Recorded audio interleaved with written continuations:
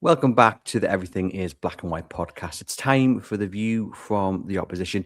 And this week it comes from Sam from the back of the net, the AFCB podcast covering Bournemouth. It is FA Cup weekend and Bournemouth made the long journey up to Tyneside for the third round. Sam, welcome back to the podcast. How are you keeping? You well? Yeah, very well. Thanks for inviting me on once again. You had a good Christmas, good year? Yeah, very nice, very relaxed. I don't really want to talk about the football too much, but I know that's what I'm here for. But we've turned a corner in our last game, so maybe things are on the up. But other than that, yeah, it's been fantastic.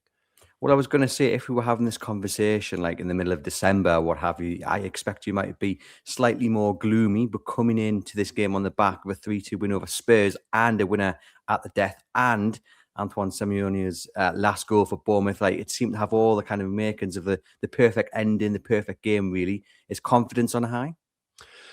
I wouldn't say confidence is on a high, but hopefully what that result against Spurs has done is maybe galvanised the side somewhat and instilled a siege mentality, something that we very much need given the amount of injuries that we've got at the moment. I think Newcastle fans that are watching this at the moment will remember, maybe with a bit of PTSD, the game that we had at your place in January last year, where we seemed threadbare. I think we only had 12 senior players, but somehow we managed to not only win, but emphatically win as well. I don't think it's going to be anything like that this time around, but I think history tells us that when we're up against it, we seem to perform a lot better. So yeah, had we had this conversation before Christmas, it wouldn't have been too good because the team just looked like they had a lack of confidence. The football, I didn't really recognise what team we were.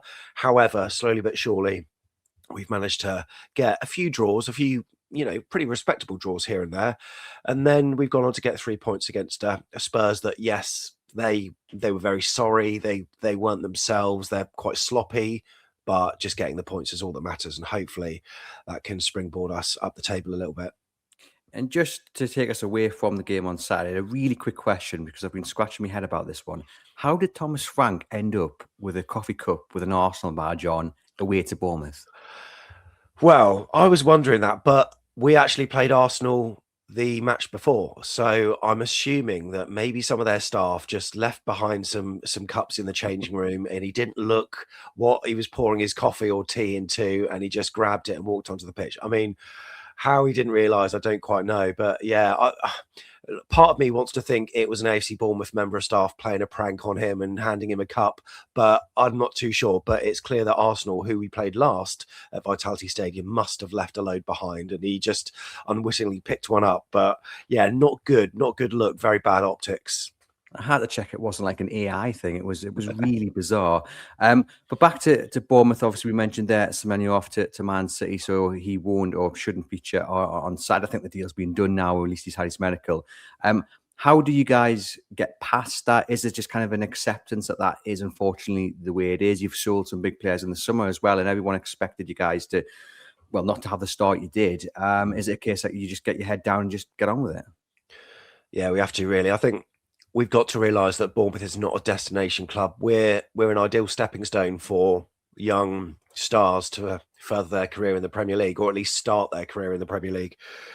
We know the size of the club we are, but the brand of football that we play is quite attractive to them, I think, and the manager that we've got at the moment. I think players like to play under him. And when you've got the likes of Kirkez, who goes to Liverpool, Howson to Real Madrid, Zabani to PSG, and now obviously Manchester City picking up Antoine Semenyo, that's the best advert for playing for AFC Bournemouth for a prospective player. We can pay them relatively well. And yeah, they can play in a team that plays front foot, forward-thinking football. Albeit we haven't seen much of that over the last couple of months, but with Andoni Iraola, we've got an absolute talent. So I think it's the best advert to play for us. And the problem with that, though, is that because they're looking to ultimately achieve more, the turnover of players that we have is so high. So the continuity, well, I mean, there's a lack of continuity. That's the thing. And it just means Areola's job is a lot harder. It means that the team dynamics are constantly changing. And it means that it's an uncertain environment as well. And that, I think, is maybe contributing to our malaise in the autumn into winter months, unfortunately. But yeah, it's going to be a big miss for like Antoine Semenyo for not having him because I think he's irreplaceable for us, but hopefully he'll go on to do well for them. But yeah, it's it's great for the club to be making, those amounts of money. Absolutely, it's brilliant. However, I personally wish we had a little bit more money for that particular transfer. But like I say, it's the best advert for playing for us. And we mentioned there's final game against Spurs. He scores the winner. You guys have been on a 11-game winless run. I was thinking about what the priority is for Bournemouth. Obviously that game changes things maybe slightly, but when I looked at the table this morning, I didn't actually realise you're only 6 points off, 6th or 7th in the league. That's how tight it is. So would I be misguided in saying that maybe the FA Cup is the priority over the league, or is it because the table's so tight that maybe the league is still up there and maybe you guys are still going to be targeting a top 8 finish? I'd love to think we could. I think one of the problematic things for us is the new financial protocol that all Premier League teams now have to abide by, which is gone from PSR to the SCR, the squad cost ratio. So for teams like us, I think we were one of a few teams that actually voted against it. But for us, it's going to kill us a little bit, given our small stadium size. I mean, we're going to have a new stand by the start of next season, which helps somewhat. And then corners are being filled in and other stands are being increased, which should help somewhat. However, yeah, that's going to kill us. So I think the days are gone of us signing big players for big money. I think we're going to have to be so much more, more astute. So that is maybe scaled back the expectations of supporters, maybe even the people in the boardroom at AFC Bournemouth in terms of what we can achieve. I think European football in 5 years was always the quote that our owner Bill Foley said when he came in. We're 2.5 seasons into that at the moment, so there's still time, but a cup run would be really nice. And why not? I mean, Crystal Palace have shown that it's possible. Unfortunately, we went out at the first attempt in the Carabao Cup this year, so yeah, why not? But I would like to think that we could be secure in mid-table at least. I think our owner's got a kind of motto that is always advance, never retreat. And we've been questioning that a lot this season, thinking, well, the football that we're seeing, we're not advancing. We're we got 10 points fewer than what we did this time last season, all this kind of stuff. I think his motto is almost a whole all-encompassing club thing. So we need to build our new training ground. That's been done. It's absolutely beautiful. It's world class. We need to improve our stadium. That's being done at the moment. Our women's team are thriving as well. So it's an all-encompassing club motto rather than just the men's team, which I get. However, for a lot of us that just support the men's team, it's quite difficult to see where we are at the moment because we've got so many injuries. We've got a repetition of the same situation we had last January. Last January, we barely signed anyone. This January, we're hoping that we do, but we're not confident that we will. I would take mid-table and a good cup run for sure. However, you're right, the table's so condensed. Europe still is possible, so we're not counting that out just yet.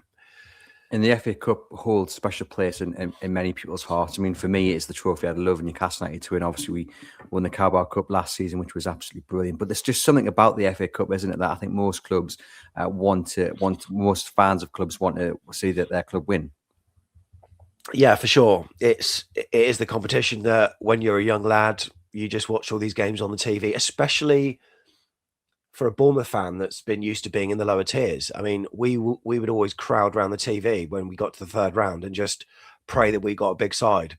Now it's the opposite reaction because we're like, oh, why can't you just give me Rochdale away or something? Why do we have to have Newcastle United away? I mean, it's the worst possible draw for us. But yeah, I mean, it's a magical tournament. I know that some people say that the magic has been lost, but ask Crystal Palace fans that. They're absolutely loving it at the moment. So if a team like Bournemouth can even get to Wembley, because we haven't been to Wembley since 1998, and that was in the Auto Windscreen Shield or whatever the title was at the time. So it'd be lovely to be back. And I think a team like us, should be trying to go for it because it is a tournament that's still got so much prestige. So yeah, we need to be giving it our all.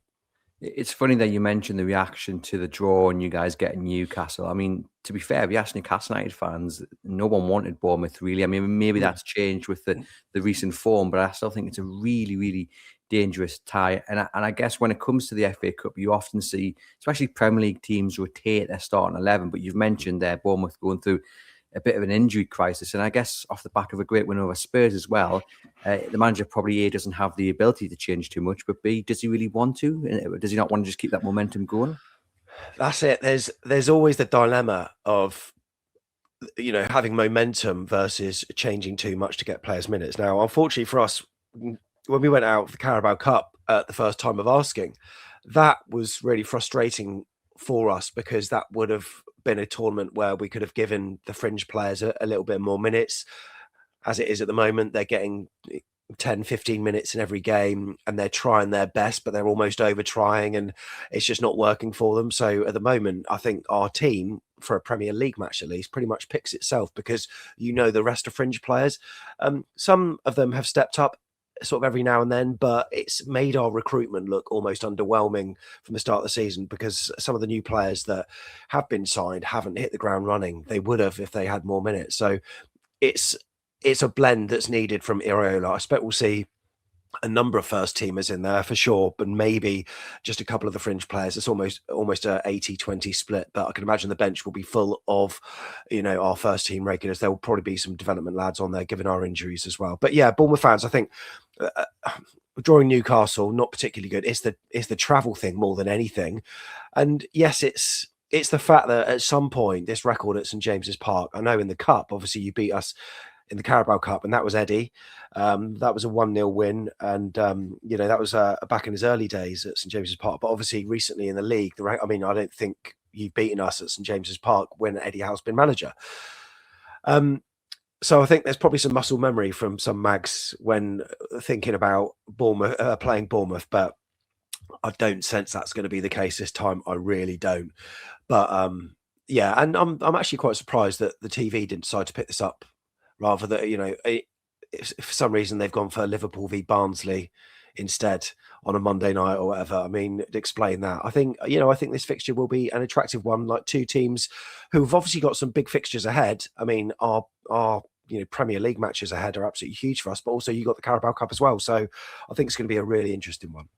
And I guess I'm talking to you and saying, if I'd spoke to you a month ago, 6 weeks ago, your reaction might have been a bit different. And I guess it's the same if I ask you about Newcastle as well, because they've been up and down, but they've just won the third Premier League game on the bounce, and at home they're a different beast than they are on the road. But you're coming up to Tyneside with Newcastle United in a really good spirit, and also to win the game against Leeds in the fashion they did as well. And I know you did at the death with Spurs. It just kind of elevates the mood even further. So is there a bit of, I guess, fear coming up to St James's Park when they're in this good form?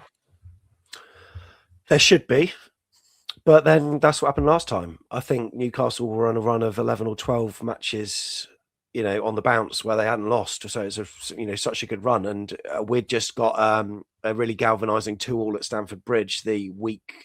I think it was a Wednesday night match before we came up to Newcastle on the Saturday.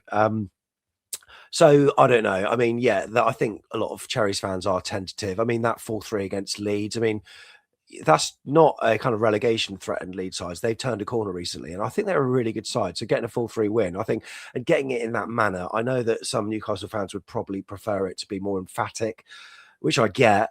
However, there's nothing that beats a last-minute winner, and that can just instill so much confidence within the team and just really improve the mood of the dressing room.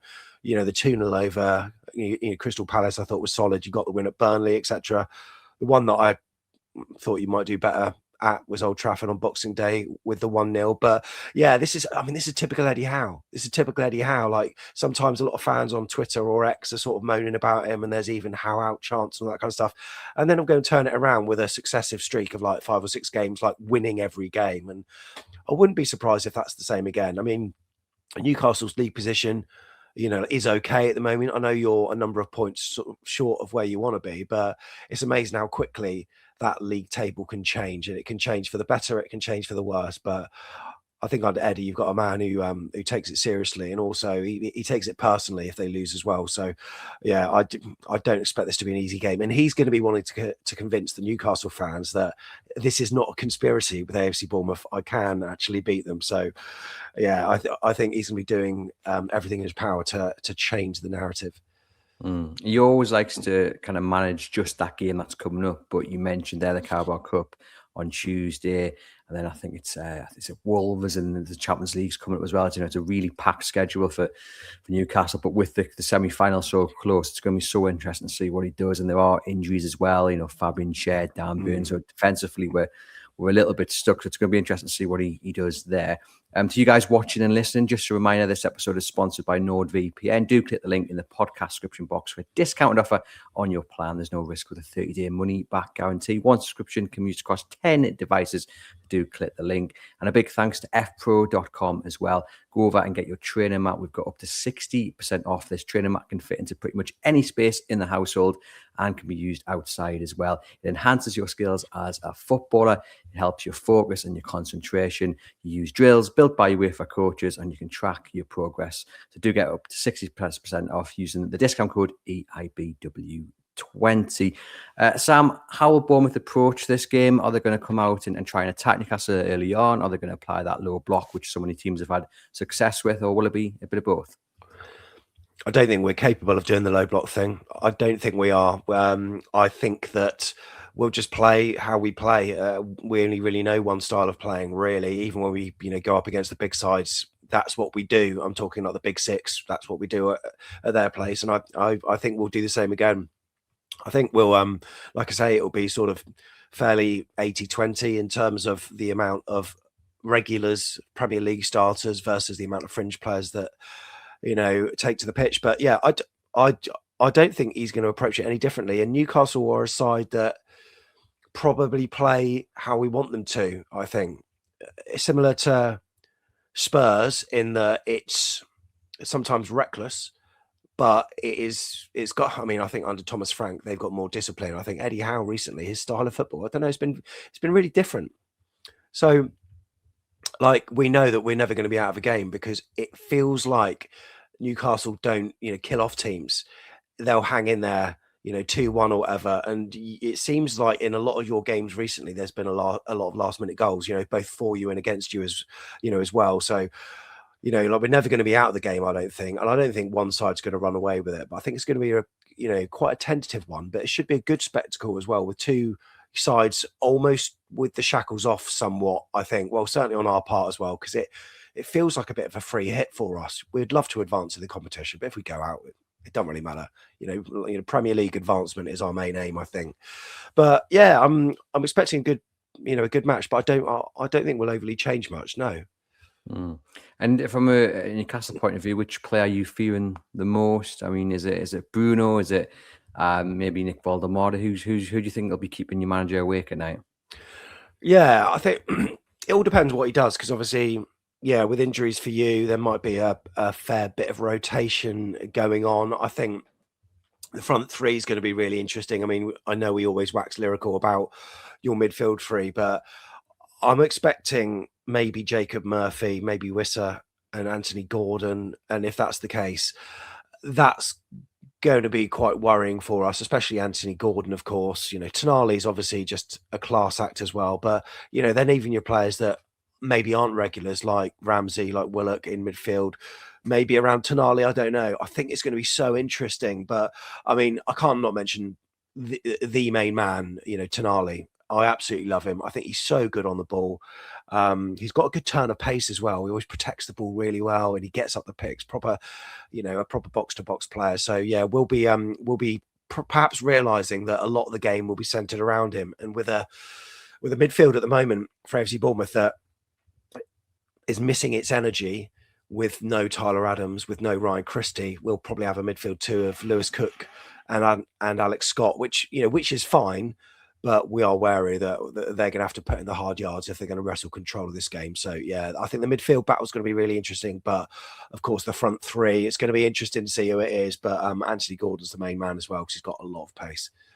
We try to predict the team on our match preview, and it was the same question that I put to you about it's the balance of momentum and then resting players and saving the legs. And it's difficult to kind of try and second guess Eddie Howe. I mean, the front three you've mentioned is a different front three to the one that I would play. So that shows you kind of the difference in opinion. And Tonali, a fantastic player.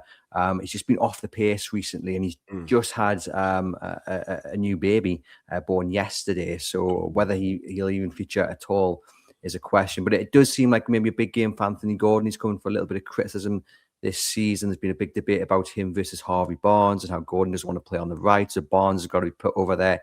And it feels like Gordon, he's going to have one of these matches where it does click into place and he gets the chance to to shut up the critics.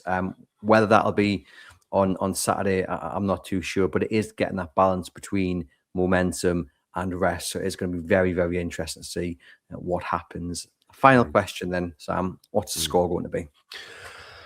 I've got to be real. I've got to be real with this, and I think Newcastle will probably win 2-1. I think we'll score. I do think we'll score, but I can't see it at the moment. But I couldn't see it last January as well, and look what happened. So I think for this, I've got to go with my head, and I think Newcastle will probably edge it. So I'll go for a 2-1.